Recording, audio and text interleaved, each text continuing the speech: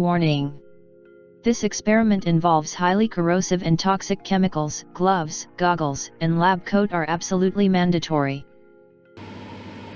In a previous experiment we extracted acetyl salicylic acid from common aspirin tablets. Today we will synthesize pure salicylic acid out from it by terms of a basic ester hydrolysis. Salicylic acid is a pretty interesting molecule, as it is quite versatile and it can be used as the starting material for a bunch of basic building blocks in organic synthesis. In addition to this, most salicylates have pretty strong wintergreen-like aromas, which I found pretty cool. Materials and reagents required: 2.60 grams of ASA, 23.75 milliliters of a 4-molar sodium hydroxide solution, concentrated hydrochloric or sulfuric acid. First, the ASA is placed in a 250 milliliters Erlenmeyer flask, containing a magnetic stirring bar.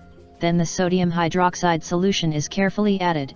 As you can see, the ASA gets immediately dissolved, as expected, thanks to the deprotonation of the carboxylic acid group of this molecule to produce the water-soluble carboxylate.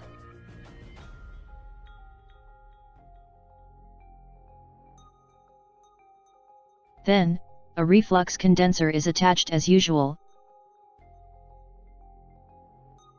Although this is optional, is highly recommended as it prevents the solvent from evaporating out during the reaction.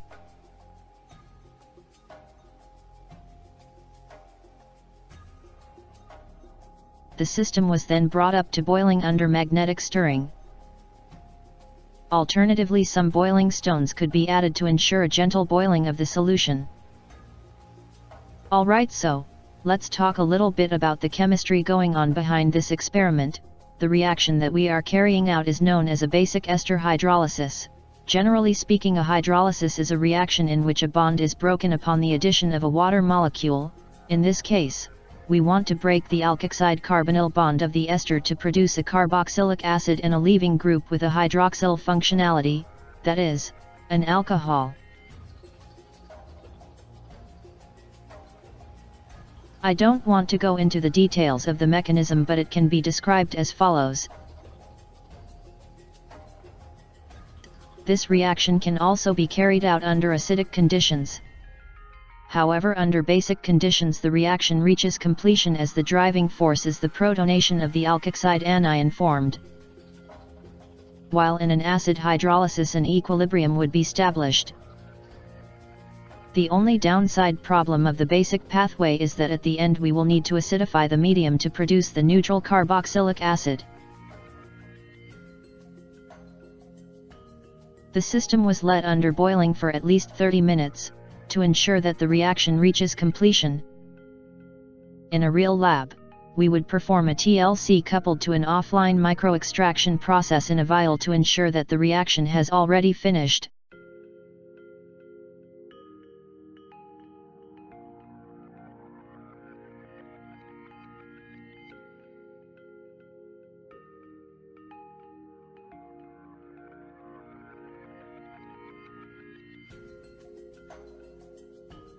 After this 30 minutes the solution was placed in a beaker and it was allowed to cool down to room temperature. At this point we should have a mixture of sodium salicylate and sodium acetate in an aqueous solution of sodium hydroxide, so the only thing left is to protonate the carboxylate to produce the neutral salicylic acid that will crash out of the solution as a white powder due to its reduced solubility in water.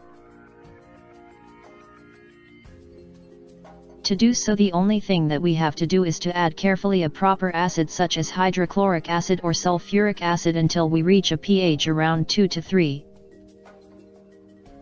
At this pH almost all the salicylic acid will be in its neutral form and so it will crash out of the solution as a white precipitate. As the acid is added, something funny started to happen. The solution was initially clear and it's progressively getting yellowish and finally pink. Apparently this is some kind of dye added to the ASA pills. That also shows some pH indicator properties.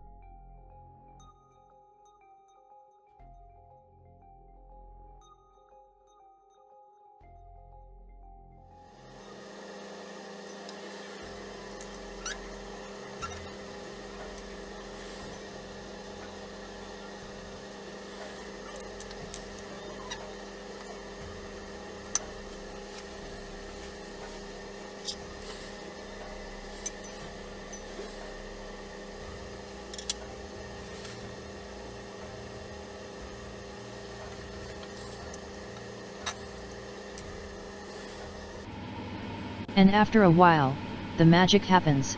When the pH gets below 3, a massive amount of salicylic acid precipitates out from the solution.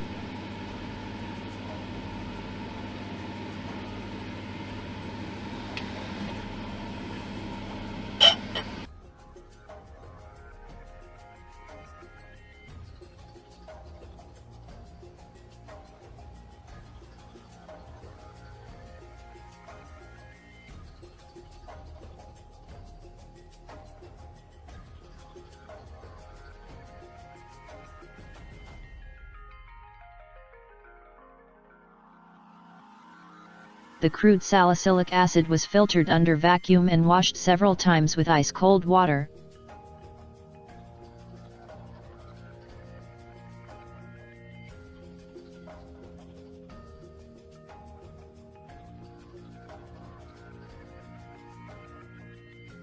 Then it was let to dry under vacuum for 10 minutes.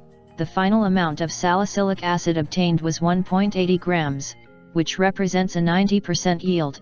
In upcoming videos, I will show you how to carry out the acid ester hydrolysis. Stay tuned for more updates. Thanks for watching.